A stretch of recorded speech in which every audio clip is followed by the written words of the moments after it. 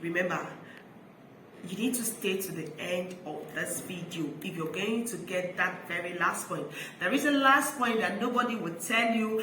Many people who attend the interview, they don't know this secret. So I'm going to share that secret at the end of the video. But before we continue, please subscribe and like our page. You know what it does? It's going to motivate us to give you better videos on things that will help build your career, things that will help build you as a person, and it's going to motivate us to do more. So subscribe and like our page right away.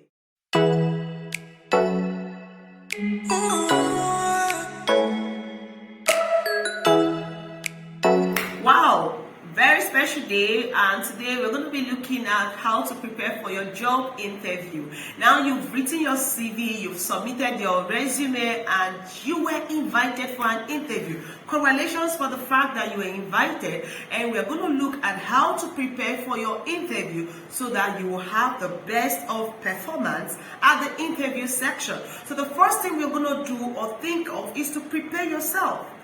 You need to prepare yourself for that interview. Man, so many people submitted their CV, submitted their resume, they were not invited. You were invited. So get prepared. Prepare yourself very well. The first thing you need to do is to organize yourself and sort yourself out. If you are having a lot of things in your mind, you have issues, and you need to debunk those things and get yourself free from those things. And then the next thing is also think of how to dress and package yourself. If you're a lady, make a good hair, and if you're going to fix your nails and all the rest of them, be sure that these things are done in a moderate proportion. Okay, don't be so flamboyant, and don't think of putting up a lot of color riot on that day. These things will end up distracting your interviewers, and it's not going to help you at all. Now, if you are a guy, be sure you're going to have a good haircut.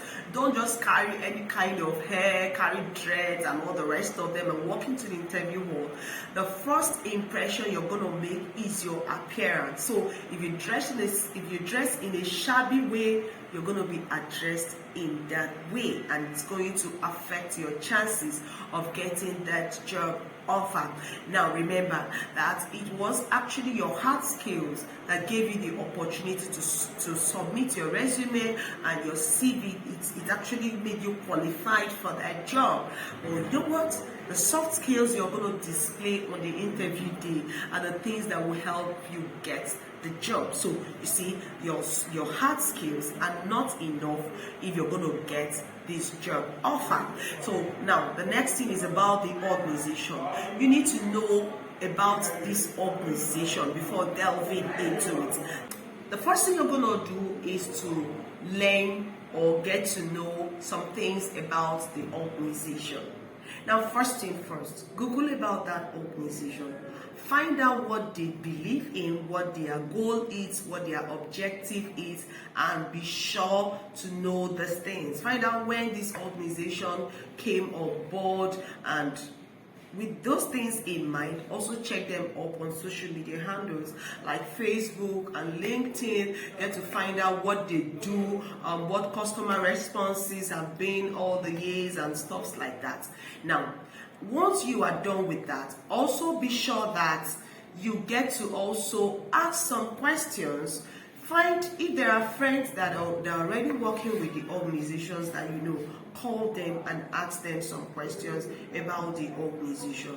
Be sure that you find out what the organization stands for, and you can ask them questions like, how many departments do you have in this organization, what departments, and find out if there are departments that you can function properly and function very well. You can also ask them what their pay pack is like. You know, the person is not going to give you the exact amount most often, or it's going to give you a range of what it's most likely going to be. Now, when you are doing about researching about the organization, the next thing you're going to do is to find out common styles of the interview questions. Now, most often, the interview questions comes as either a behavioral question, or it could come in the style of situational questions. Now, for behavioral questions, it's talking about the things you could do or the things you did in your last place of employment. They want to know the things you did, maybe when there was sudden pressure or you were placed in a particular position.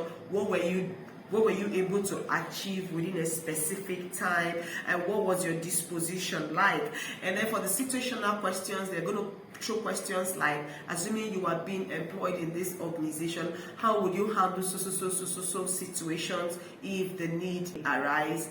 What would you do? And then I want you to be sure that whether you're answering a behavioral question or a situational question, be sure that your responses are smart enough. And by smart, I mean they are specific, they are measurable, they are achievable, they are realistic, and they are time-based. So for whatever thing you said you do, be sure to give us a measure.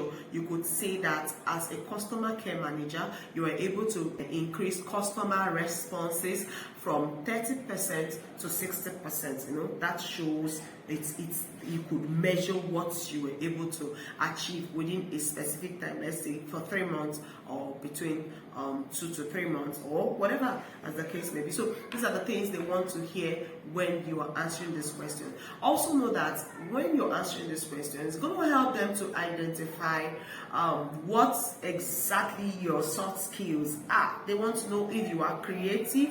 They want to know the way you respond to pressure, and they also want to know your communication skills too. So be sure that you get these things right. Now, I also want you to know that you're telling them how vulnerable you are. It's not going to help you, especially when you're answering your behavioral questions. Please package yourself properly. Don't expose everything about you, how vulnerable you are. Be sure to tell them the truth.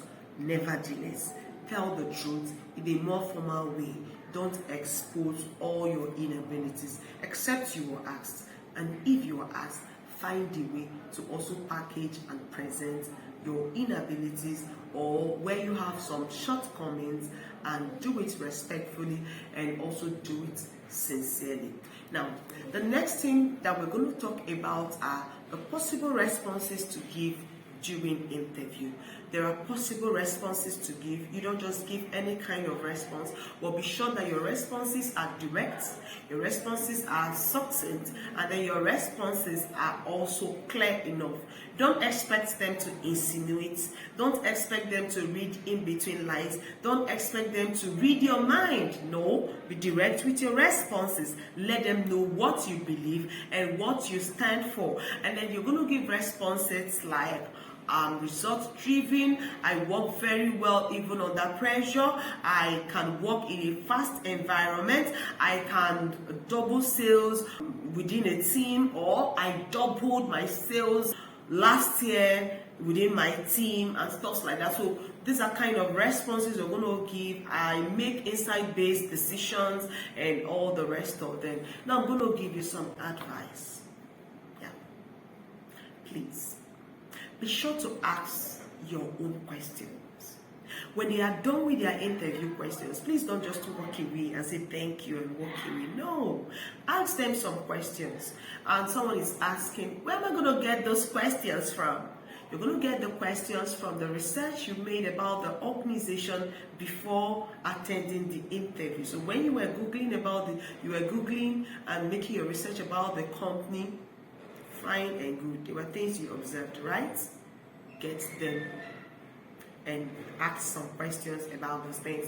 Now, you're also going to ask them questions like, where do you intend that this organization would be in the next 5 years, within a short term or a long term? These are some of the questions you're going to ask them. You know what it shows? It shows that you are interested in their organization. You are passionate about their organization. So once you know this, even in that research, you're able to find out the year the organization came on board. If there were things that happened in between the year they were registered and the year they actually launched into the market, you can also ask them questions on such things. And then the next thing you also need to know is that your nonverbal communication skills are very important. Now, at any point in time that you are happy during the interview, put up a a smile. Even when you're greeting them, put up a smile. Please don't just frown your face and think that everybody shares in your problems. No, put up a smile. And then when you are wow with a particular response or with a particular achievement of that organization, let them also see it on your face. Your gesticulations also matter. So when you are saying a particular thing, be sure that your gesticulation also expresses those things. Actually, they are going to use those things to actually know what's in your mind. Okay, you could be saying one thing and having another thing in your mind, but your non-verbal communication skills would show those things. Now, the next thing I want you to note is that remember to appreciate them at the end of the interview. Let them know how grateful you are for having been invited for the interview, because there were actually so many people that submitted their resume and you were singled out for that interview. Now, the next thing I'm going to tell you, not so many people do this, so you need to know it. Send a thank you email at the end of the day. When you are done with the interview, you've gone home, please send a thank you email to appreciate them for having invited you for that interview. Now, this email is going to serve two purposes. The first one is going to it will show them how a grateful person you are, that you're not taking them for granted.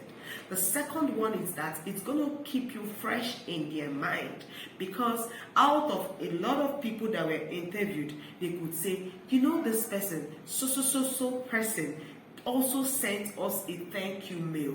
That person must be this, that person must be the other one, and all those things will be in a positive light. And guess what? They would invite you and give you the job. So, congratulations, you got the job. Congrats.